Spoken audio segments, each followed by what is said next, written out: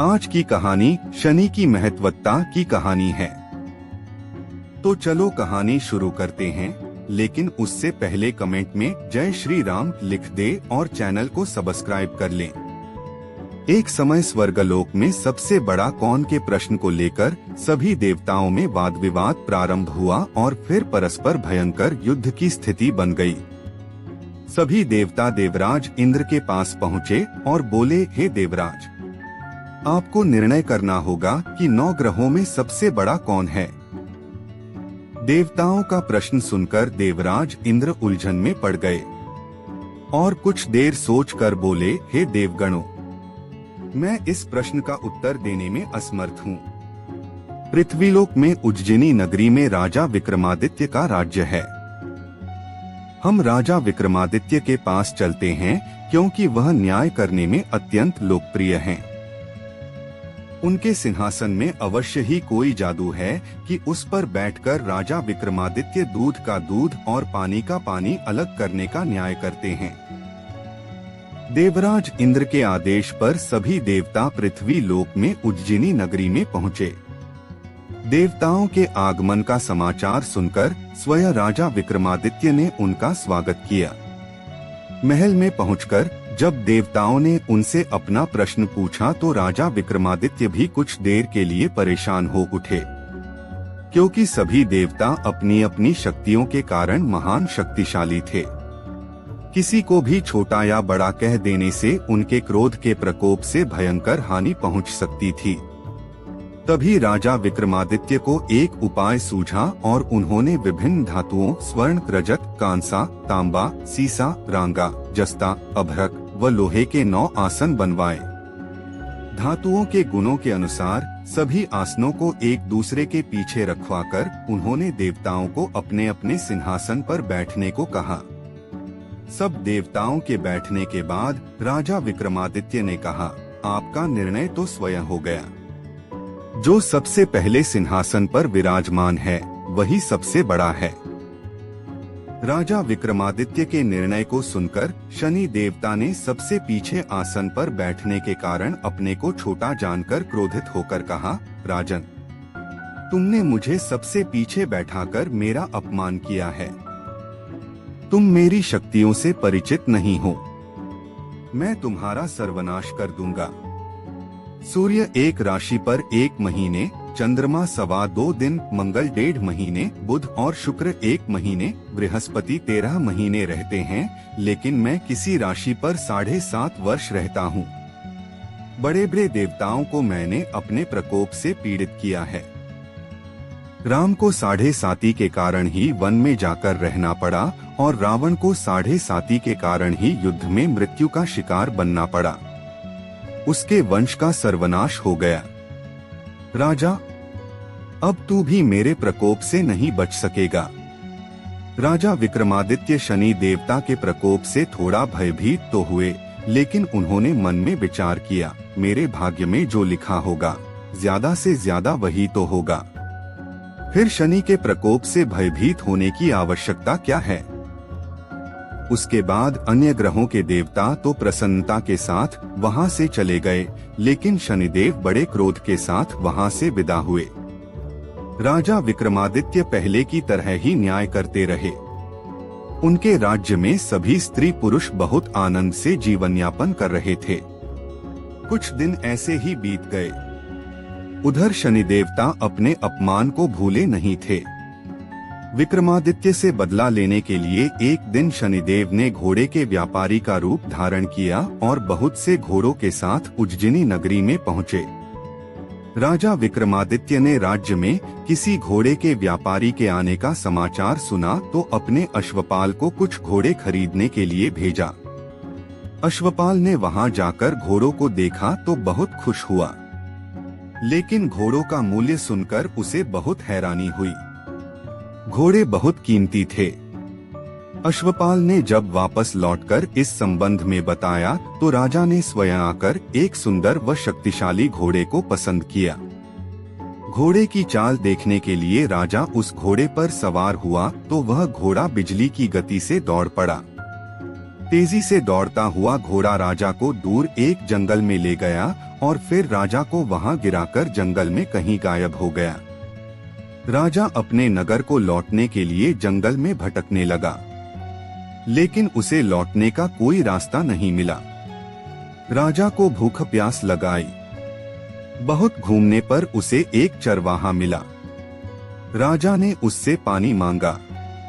पानी पीकर राजा ने उस चरवाहे को अपनी अंगूठी दे दी। फिर उससे रास्ता पूछकर वह जंगल से बाहर निकलकर पास के नगर में पहुंचा। राजा ने एक सेठ की दुकान पर बैठकर कुछ देर आराम किया। उस सेठ ने राजा से बातचीत की तो राजा ने उसे बताया कि मैं उज्जैनी से आया हूँ। राजा के कुछ देर दुकान पर बैठने से सेठ जी की बहुत बिक्री हुई। सेठ ने राजा को बहुत भाग्यवान समझा और उसे अपने घर भोजन के लिए ले गया। सेठ के घर में सोने का एक हार खूंटी पर लटका हुआ था।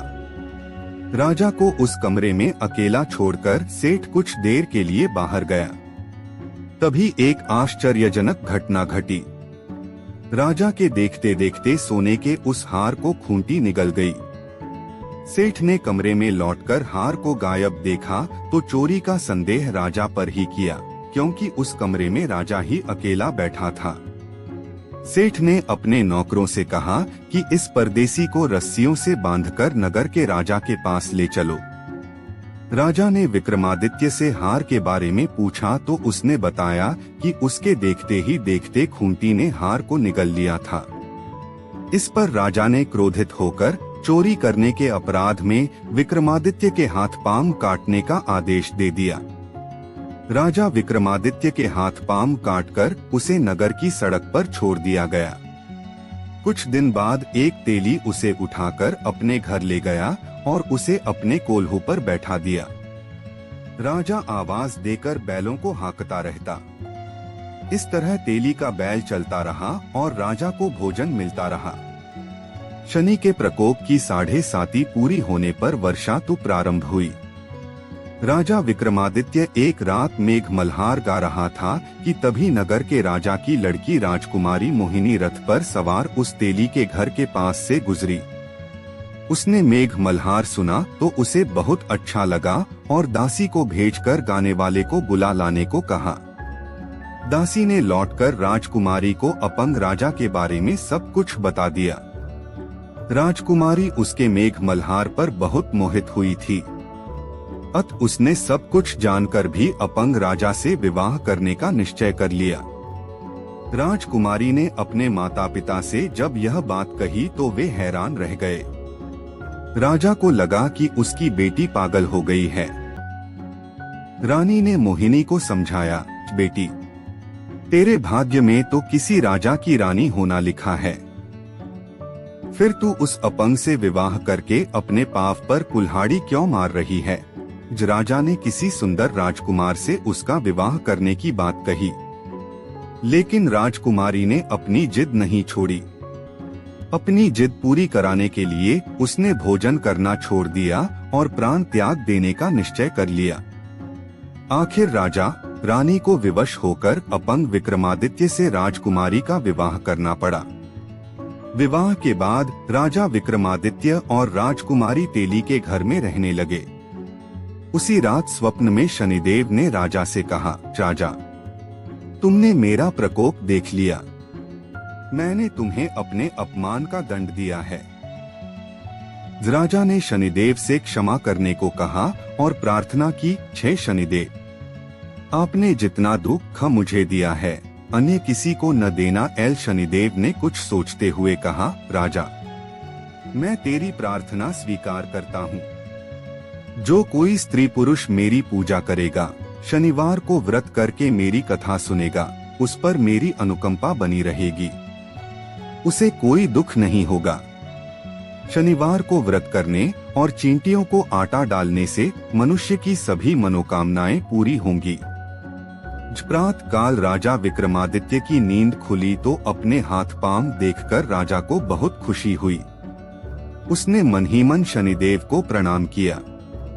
राजकुमारी भी राजा के हाथ पांव सही सलामत देखकर आश्चर्य में डूब गई। तब राजा विक्रमादित्य ने अपना परिचय देते हुए शनिदेव के प्रकोप की सारी कहानी कह सुनाई।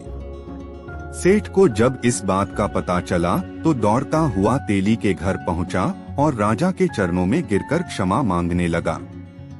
राजा ने उसे क्षमा कर दिया, क्योंकि यह सब तो शनिदेव के प्रकोप के कारण हुआ था। सेठ राजा को अपने घर ले गया और उसे भोजन कराया। भोजन करते समय वहां एक आश्चर्यजनक घटना घटी। सबके देखते देखते उस खूंटी ने वह हार उगल दिया। सेठ जी ने अपनी बेटी का विवाह भी राजा के साथ कर दिया और बहुत से स्वर्ण आभूषण, धन आदि देकर राजा को विदा किया। राजा विक्रमादित्य राजकुमारी मोहिनी और सेठ की बेटी के साथ उज्जैनी पहुँचे तो नगरवासियों ने हर्ष से उनका स्वागत किया। उस रात उज्जैनी नगरी में दीप जलाकर लोगों ने दिवाली मनाई। अगले दिन राजा विक्रमादित्य ने पूरे राज्य में घोषणा करवाई, शनि देव सब देवों में सर्वश्रेष्ठ हैं। प्रत्येक स्त्री पुरुष शनिवार को उनका व्रत करें और व्रत कथा अवश्य सुने। राजा विक्रमादित्य की घोषणा से शनिदेव बहुत प्रसन्न हुए। शनिवार का व्रत करने और कथा सुनने के कारण सभी लोगों की मनोकामनाएं शनिदेव की अनुकंपा से पूरी होने लगीं। सभी लोग आनंद पूर्वक रहने लगे। अगर कहानी अच्छी लगी हो तो ऐसी और धार्मिक व रहस्यमयी कहानियां सुनने के लिए कमेंट करें और चैनल को सब्सक्राइब कर लें। आपके प्यार भरे कमेंट्स के लिए बेहद शुक्रिया। मिलते हैं अगली वीडियो में।